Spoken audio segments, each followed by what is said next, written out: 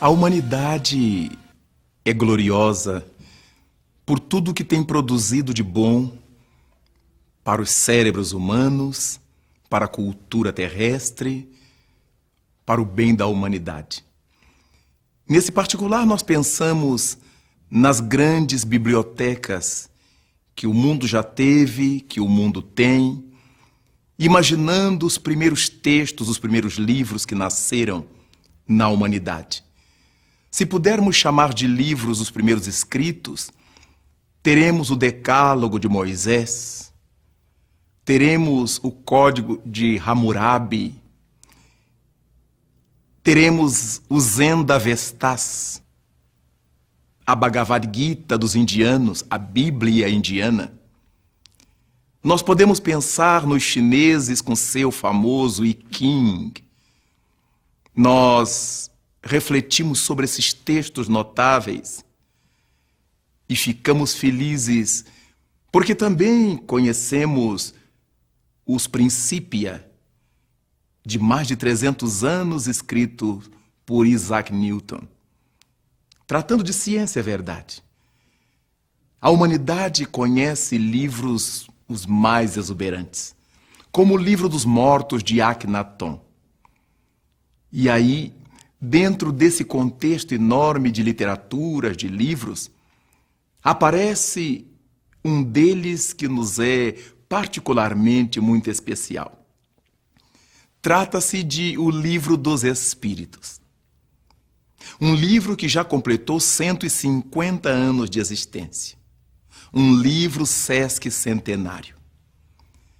Mas para que uma obra desse talante, desse quilate, possa perdurar ao longo de mais de 1,5 séculos e outros tantos que duram séculos e milênios, é por causa de sua importância para aquela leva da humanidade para a qual eles vieram ou para os indivíduos de uma certa sociedade.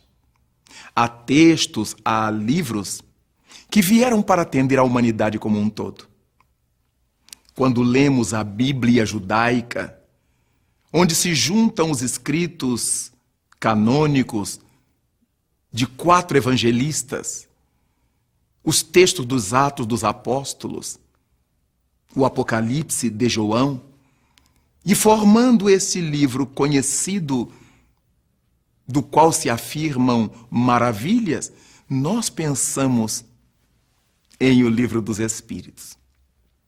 Esse Livro dos Espíritos é chamado assim porque ele é um trabalho fundamentalmente dos espíritos, sim, das almas que viveram na Terra ou não, de seres que em determinado momento da história da sociedade humana entenderam que precisava a humanidade receber instruções para continuar seus passos adiante. E foi por isso que surgiu em Paris, no ano 1857, o Livro dos Espíritos. Seu autor ou seus autores? Se nós pensarmos no seu organizador, naquele que articulou perguntas, texto, tudo muito bem contextuado, nós pensaremos em Allan Kardec. Allan Kardec era o pseudônimo do professor Hippolyte Léon Denisard Rivail, notabilíssimo mestre-escola em Paris, laureado pela Academia de Arras, uma cidade ao norte de Paris, numa época em que essa premiação correspondia praticamente a um prêmio Nobel, por seus trabalhos realizados na área da educação. Esse professor Rivail adotou a antonomasia, o pseudônimo de Allan Kardec. E esse livro dos Espíritos, então, nos traz verdadeiras maravilhas. Mas, lamentavelmente, no bojo da nossa sociedade contemporânea, em virtude de muitos malefícios que religiões institucionalizadas criaram na mente humana, malefícios que representam preconceitos, medos, pavores, quando, ao invés de louvarem a Deus, ensinaram as pessoas a temer a Satanás, o livro dos Espíritos muitas vezes é mal visto. Há pessoas que têm verdadeiro horror do nome, Espíritos. Mas quando nós lemos a Bíblia, logo no seu primeiro versículo, lemos ali que o Espírito de Deus flutuava sobre a face do abismo. Logo, o termo Espírito não devia oferecer amedrontamento às pessoas. E por causa disso, muita gente se impede de ler o livro dos Espíritos. Como se, ao tocá-lo, ao lê-lo, ao se situar em torno de suas páginas, fossem ficar marcadas, assinaladas por alguma negatividade e perdem um excelente ensejo de desfazer muita ignorância em torno das questões espirituais, de encontrar roteiro para muitas de suas dúvidas e de ser feliz.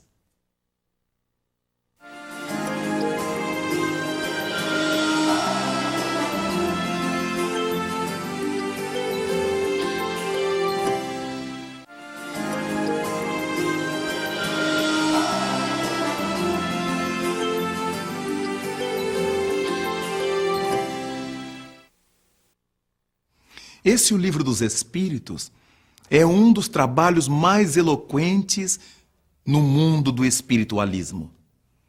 Allan Kardec o abre intitulando-o de filosofia espiritualista, no seu geral, porque atende a todas as questões do espiritualismo universal. E, no seu particular, é a doutrina espírita. Espírita que deu espiritismo. Exatamente porque é a doutrina, o ismo dos espíritos. Como temos o materialismo, que é a doutrina ismo da matéria. Como temos o budismo, é a doutrina ismo do Buda. Então temos o espiritismo, querendo dizer que todo esse contexto e os textos de O Livro dos Espíritos vieram fundamentalmente do trabalho dos imortais. Quem são esses imortais? Vulto da história passada, recente, da Europa, da humanidade. Vultos que deram nome a muitos santos que vibram nos altares da crença romana. Vultos que participaram das lutas da Europa, da filosofia, e pessoas desconhecidas da grande massa humana. Mas todos esses seres, vinculados profundamente à proposta que Jesus Cristo veio trazer à Terra. Fundamentalmente, o Livro dos Espíritos vem trazer-nos respostas a múltiplas questões relativas a quem somos nós, de onde nós viemos, o que nos cabe realizar aqui na Terra e para onde nós iremos.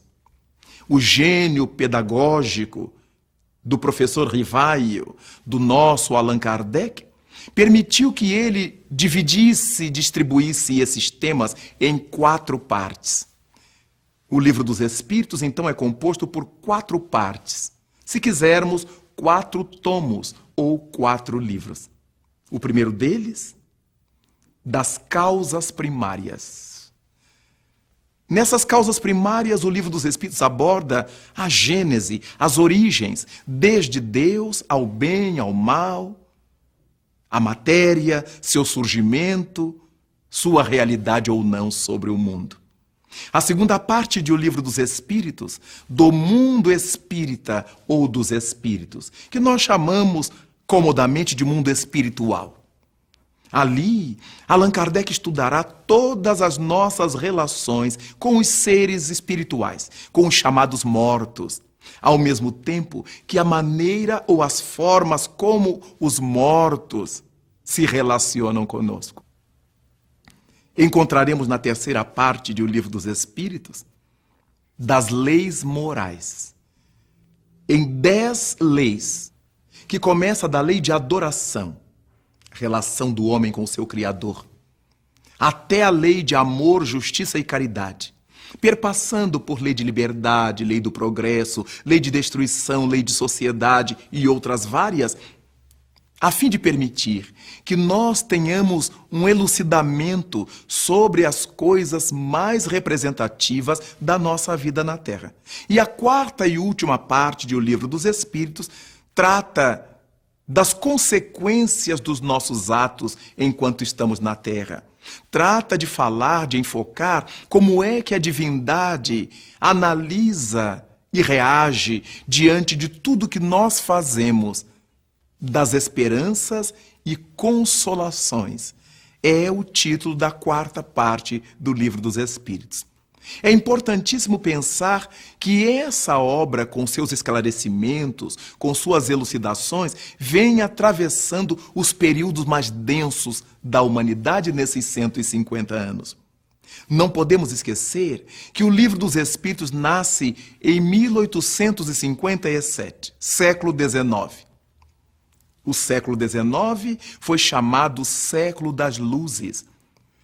O século em que muitos ícones foram derrubados e outros pensamentos notáveis se ergueram. O século XIX permitiu-nos conhecer saídas da filosofia natural, várias ciências, como a física, como a química que saiu da alquimia, como a astronomia que saiu da astrologia empírica e várias outras ciências que se conformaram no bojo do século XIX. Audaciosamente, o Espiritismo nasce nesse século, que estava demolindo pensamentos, construindo outros, e aí percebemos que o Espiritismo tem o aval da ciência e do pensamento do século XIX. O Espiritismo tem o aval dos pensamentos filosóficos de então. Por isto, vem resistindo até hoje, apesar daqueles que têm medo de tocá-lo, supondo que ao tocarmos o Livro dos Espíritos, teremos que nos tornar espíritas, quando ninguém que toque um livro de matemática se torna matemático. Ninguém que leia um livro de história se torna historiador obrigatoriamente. Mas com toda certeza, ao estudarmos ou lermos o Livro dos Espíritos 150 anos depois da sua publicação, diminuiremos fundamentalmente a nossa ignorância relativamente aos seres espirituais que somos nós e a nossa realidade no mundo.